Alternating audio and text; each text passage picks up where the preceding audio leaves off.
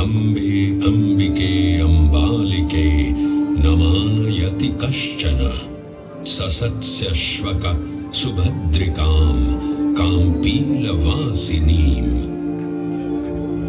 जिन्हें अम्बा, अंबिका और अम्बालिका जैसे विभिन्न नामों से पुकारा जाता है, जो सुभद्रिका और काम्पिल्यवासिनी जैसे नामों से जगत में विख्यात है, हम सब उस मां अम्बा के प्रत्येक रूप को प्रणाम कर उनका आवाहन करते हैं।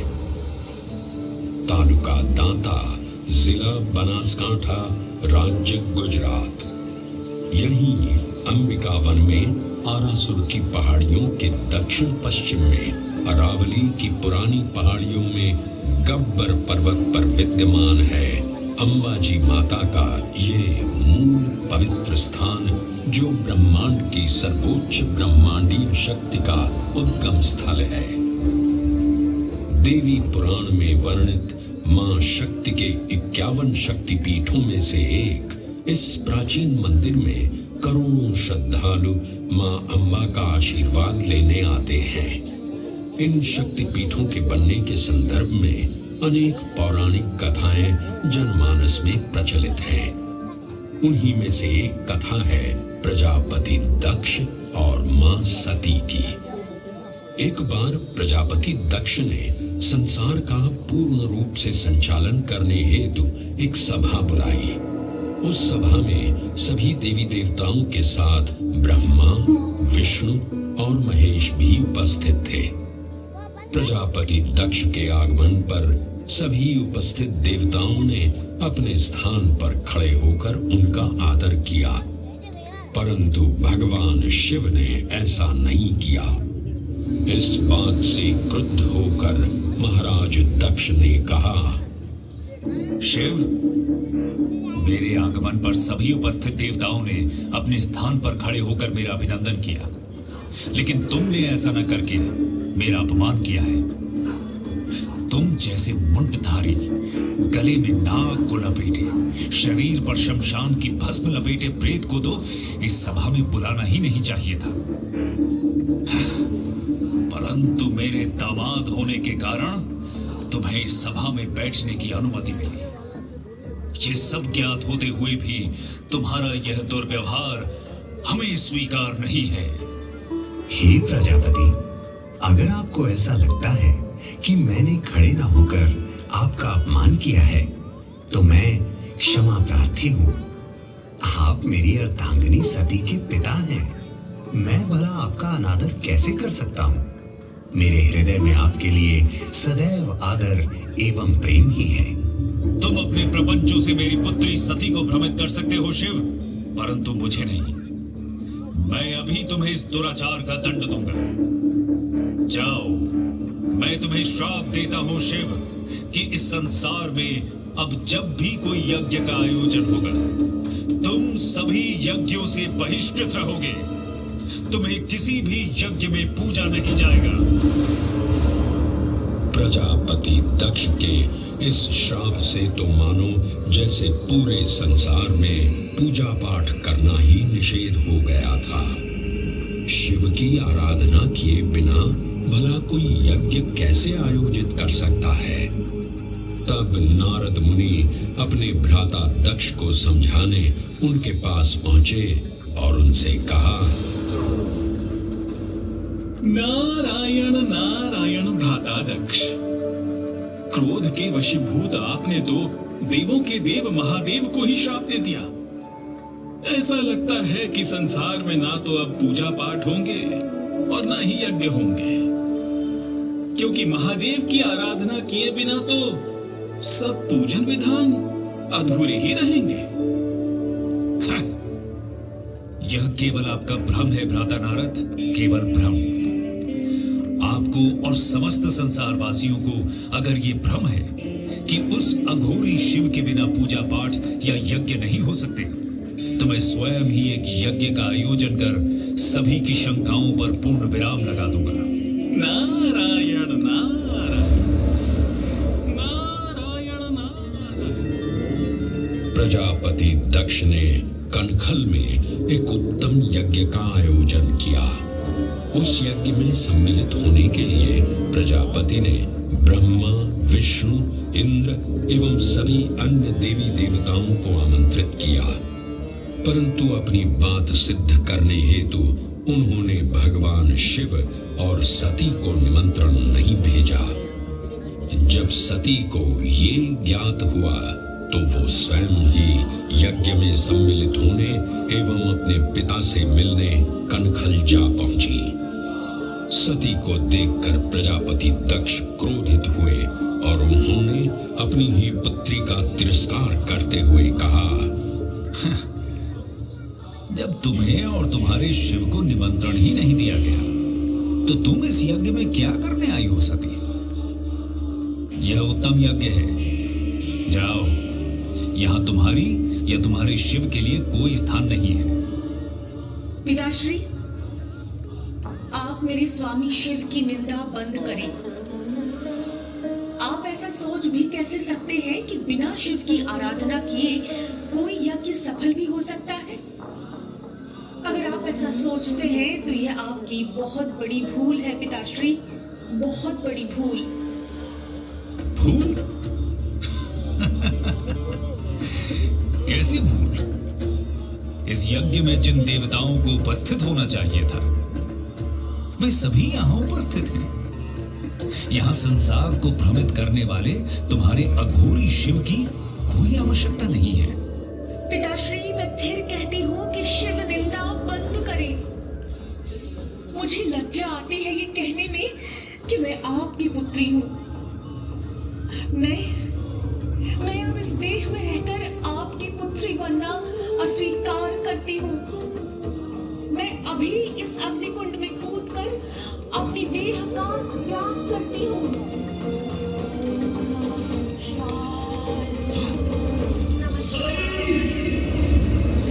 अपमान से पीड़ित सती ने अग्निकुंड में कूदकर प्राणाहुति दे दी।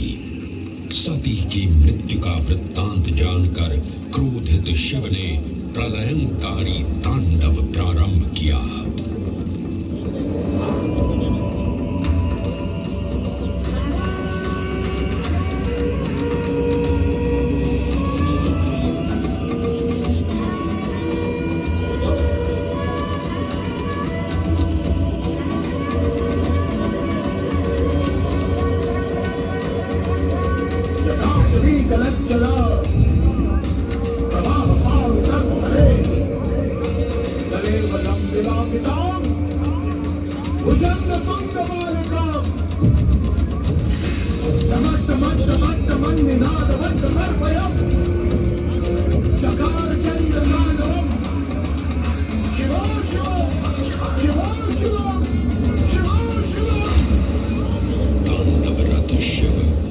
स्थल पर पहुंचे और सती के दिव्य देह को अपने हाथों में उठाकर चारों दिशाओं में विचरण करने लगे।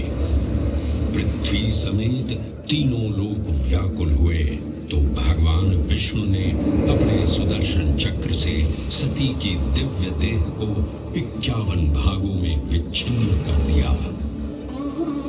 धरती पर जिन 51 स्थानों पर देवी सती के अंग कटकर गिरे वे सभी स्थान शक्तिपीठ बन गए। तंत्र चूड़ामणि में वर्णन मिलता है कि देवी सती का हृदय गब्बर पर्वत पर इसी स्थान पर गिरा था जहां आज ये प्राचीन मंदिर स्थापित है। 999 सीढ़ियां चढ़ने के बाद भक्त गब्बर पर्वत की चोटी पर पहुंचते हैं, जहां मां अंबा की अखंड ज्योत जो सदियों से प्रज्वलित है, श्रद्धालु उसके दर्शन करते हैं। इस प्राचीन मंदिर में मां अंबा ज्योत स्वरूप विराजमान है। दिव्य ज्योत के साथ साथ गब्बर पर्वत पर मां अंबा के पद चिन्ह एवं रथ चिन्ह भी विद्यमान है। पृथ्वी पर स्थापित देवी के 51 शक्तिपीठ ब्रह्मांडीय शक्ति के केंद्र माने जाते हैं। वैसे तो अधिकांश शक्तिपीठ भारत में ही स्थित हैं, परंतु इनमें से कुछ विदेशों में यानी बांग्लादेश, नेपाल, पाकिस्तान, श्रीलंका और तिब्बत में भी स्थित है।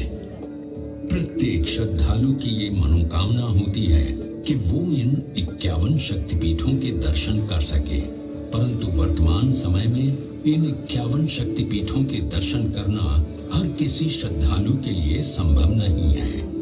इस असुविधा के निवारण हेतु या कहें श्रद्धालुओं की 51 शक्तिपीठों के दर्शन की मनोकामना भी इस धाम पर पूर्ण हो जाती है। गब्बर पर्वत की 3 किलोमीटर की परिक्रमा में 51 शक्तिपीठों के मूल मंदिरों की प्रतिकृतियों की प्राण प्रतिष्ठा की गई है। ये सभी मंदिर मूल मंदिर की प्रतिलिपि हैं और इनमें वैसे ही पूजा अर्चना की जाती है जैसे कि मूल मंदिर में होती है।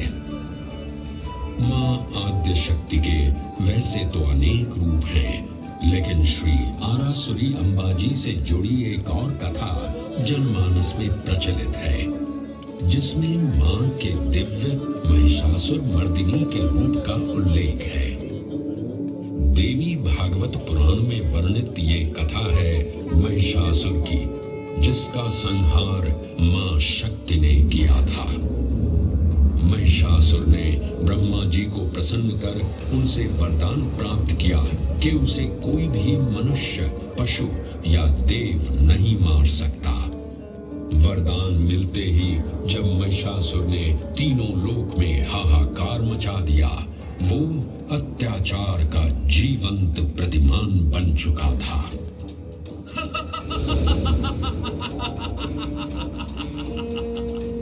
मेरी शक्तियों के समक्ष अब कोई भी देवता या मनुष्य मुझे परास्त नहीं कर सकता। ब्रह्मा जी के वरदान से तो मैं अब काल को भी चुनौती दे सकता हूँ। मैं अजय हूँ, मैं अमर हूँ, मैं महिषासुर हूँ, महिषासुर।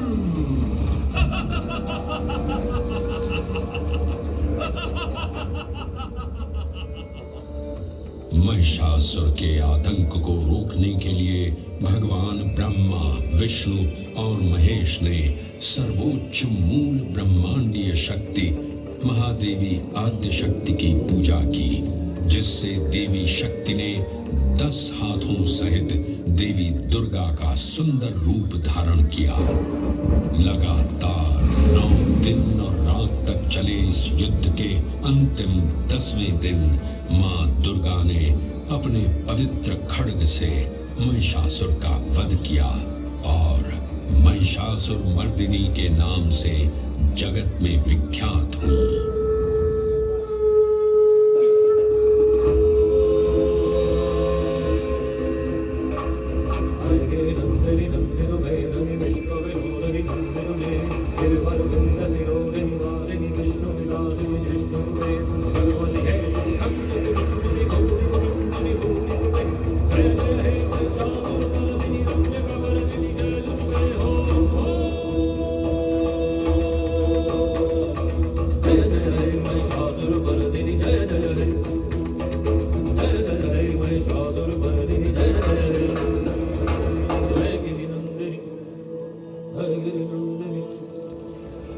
महिषासुर मर्दिनी के वात्सल्य रूप को मां अंबा माना जाता है।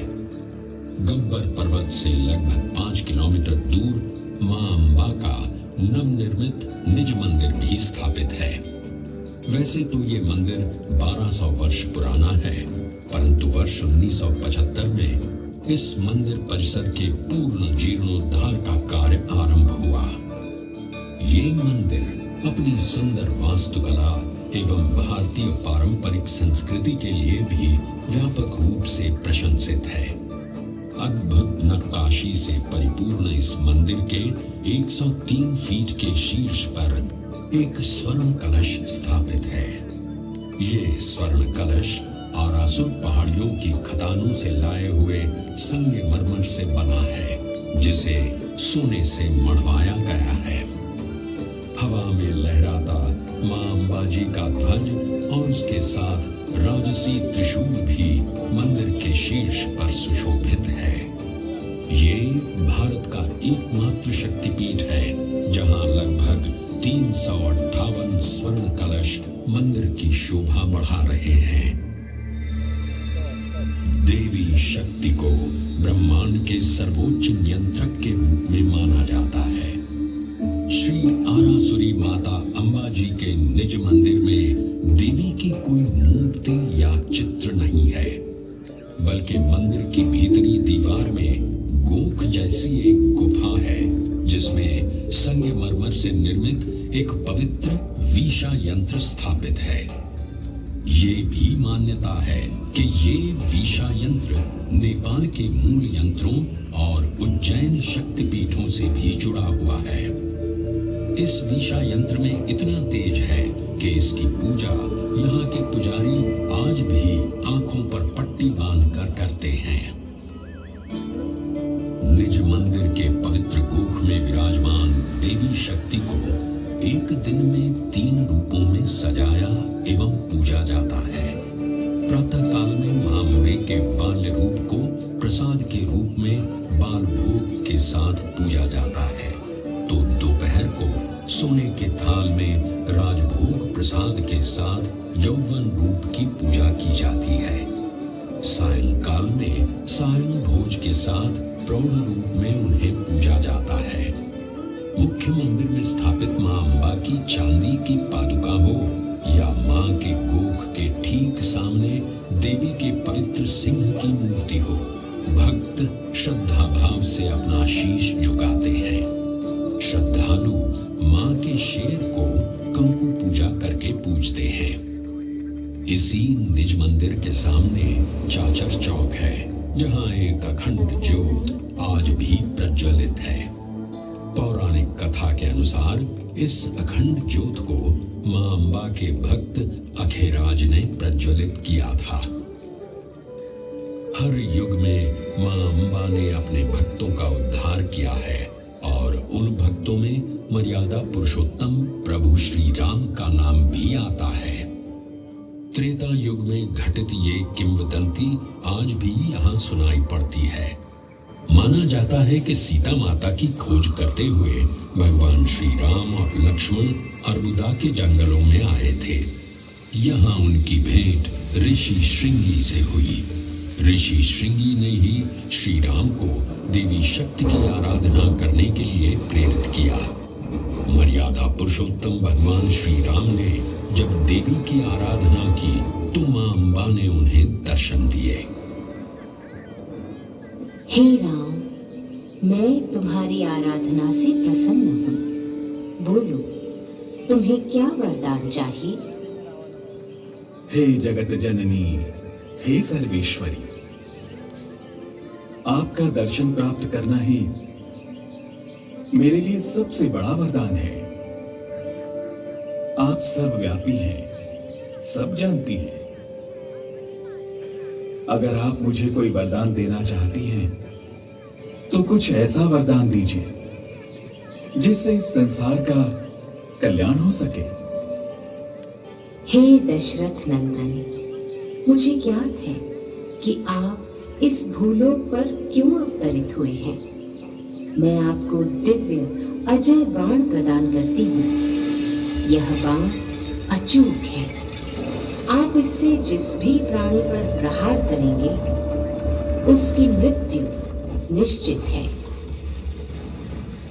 मान्यता है कि इसी अजय बाण से श्री राम ने रावण का वध किया था। श्री आरासुरी माता अम्बा जी मंदिर के ठीक पीछे समर्पित अजय माता मंदिर स्थित है। यहाँ से लगभग 8 किलोमीटर की दूरी पर कोटेश्वर महादेव का एक प्राचीन मंदिर विद्यमान है। आज भी ऐसा विश्वास है कि रामायण के रचयिता महर्षि वाल्मीकि का एक आश्रम इसी स्थान पर स्थापित था। ये पावन स्थान वैदिक कुमारी नदी सरस्वती के उद्गम स्थल के रूप में भी जाना जाता है। आस्थाएं युगों के महासागर लांघती हुई समय की धार पर अनवरत यात्रा करती हैं। अम्बा मां के इस पावन धाम का महात्म्य भी त्रेता को लांघकर द्वापर तक चला आया। मान्यता है कि गब्बर पर्वत पर ही भगवान श्री कृष्ण का मुंडन हुआ था। इसी मान्यता के चलते आज भी श्री आरासुरी माता अंबाजी मंदिर के पीछे स्थित मानसरोवर कुंड में लोग मुंडन संस्कार के लिए आते हैं। महाभारत ग्रंथ में भी इस दिव्य स्थान का वर्णन मिलता है। ऐसा कहा जाता है कि राजकुमारी रुक्मिणी ने भाद्रपद की पूर्णिमा के दिन गब्बर पहाड़ी पर श्री कृष्ण से विवाह करने के लिए मां अंबा की आराधना की थी। मां अंबा ने प्रसन्न होकर उन्हें श्री कृष्ण की अर्धांगिनी होने का आशीर्वाद दिया था। ऐसी मान्यता है कि इस प्रसंग के पश्चात ही इसी दिव्य स्थान पर पहली बार नवरात्रि पर्व गुजराती गरबा शैली में मनाया गया था।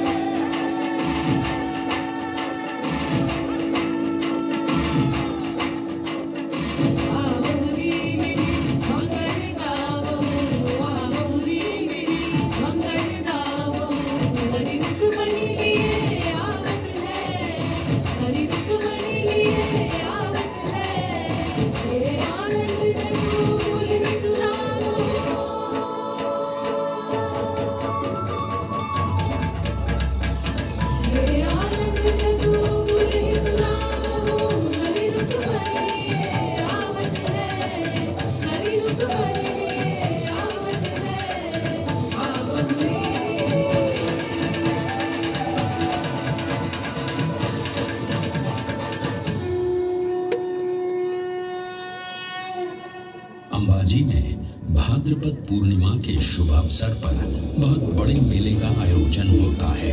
7 दिन तक चलने वाले इस मेले के दौरान देश विदेश से आने वाले श्रद्धालुओं का आंकड़ा 25 से 30 लाख तक पहुंच जाता है। इस अवसर पर पूरे मंदिर परिसर और अंबाजी गांव का श्रृंगार किया जाता है।